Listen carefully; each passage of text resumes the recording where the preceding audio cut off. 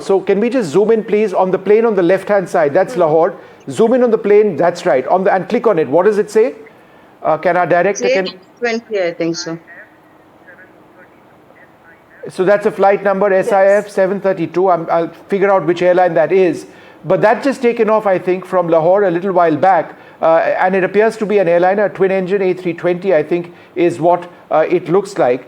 We'll get details of that flight in just a moment. But it is Lahore to Muscat. There are international flights taking off from Lahore at a time when there are drones being pushed in by Pakistan. So Vishnu, what does this mean? In simple terms, for people who are watching this, why is this the classic case of Pakistani deception, Vishnu? Not just deception, they're using human beings as shields. There are human beings on board this aircraft who are being used as shields. Why? Because this is a very dense defended airspace. There would be fighter planes on both sides of the international border. There are surface-to-air missile regiments on both sides of the border. India is intercepting drones which have breached our airspace, and there is yet another aircraft in the skies. Now, our systems are designed through various sensors to actually detect civilian aircraft who are squawking a particular code through their transponders, which identify them as civilian airliners. But why do you want to expose a civilian airliner with hundreds on board to a situation where you've got an Indian air defense controller potentially thinking, is this a military target or is this a civilian target? Yes. It just and what about the airlines themselves? Shouldn't they be held accountable? How are you operating an international flight from an area which is just kilometers away from a short distance away from the international border? It just belies belief. Captain Meera Siddharth Dave, on this one point that we're talking about now, how would you respond?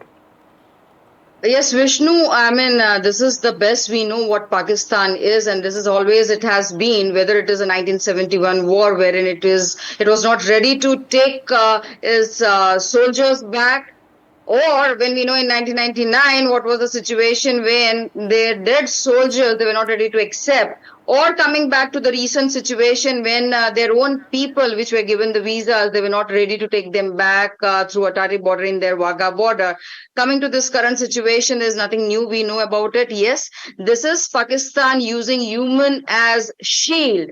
Now, when you were showing in the recent footages of Firozpur and Punjab, what we just saw, the airstrikes, we recently have heard, as per the recent report, which also I have received, that near Srinagar airport, there were certain blasts which had happened, and I'm sure it's our air defense system which is interfering and it is eliminating the Pakistan attack. But see, we need to understand this. Pakistan, what it is trying to do currently, wherein this is the third swarm drone attack, I would relate it to a loser gambler plays twice the risk. So Pakistan currently has nothing to lose, I would say. So it is trying every trick up the sleeve. Captain, hold on for half a second. I've got a little more detail on this flight. It's an Air Sial flight. The scheduled time of departure was 10:05 p.m. The actual time of departure was 10:03 p.m. It's an Airbus A320 aircraft. General Moore, your thoughts on this? I mean, they're using passengers as shields. And I'm surprised that when our airport is closed, 24 Indian airports are closed. Yeah, yes. And a lot of international airlines are not flying into Pakistani airspace because this is a conflict zone. So many international airlines have stopped flying because nobody takes risks with passengers like this. And previously we have seen a couple of incidents where aircrafts have been brought down. So I'm really surprised how it is happening. So we need to issue a proper warning. The DGCA and the whatever international organization that handles private aviation must be brought in. Like we do sea denial, we should say denial of the airspace now. And any aircraft flying at this time, and if drones come in, then please do not hold India responsible, because we warned you before this. So this is really surprising. but we must call the Pakistani bluff as soon as possible, and we should not be too reactionary in this entire thing. And General Yash and Vishnu, another thing that baffles me when you watch this story as a common man is the fact just this evening you've had India making it absolutely clear that this is the classic tactic being used by Pakistan. Where today are those world powers who believe that they hold sway over a lot of things? I mean, where are they? I mean, are they America willing? Yes, be doing a lot more? Absolutely. I mean, isn't there more that should appeal to the entire world there? General Yashmore, when they're watching these images, India today has made this very, very clear. We've unequivocally said that this is the Pakistani art of deception, where they are using human beings as shields, but no response.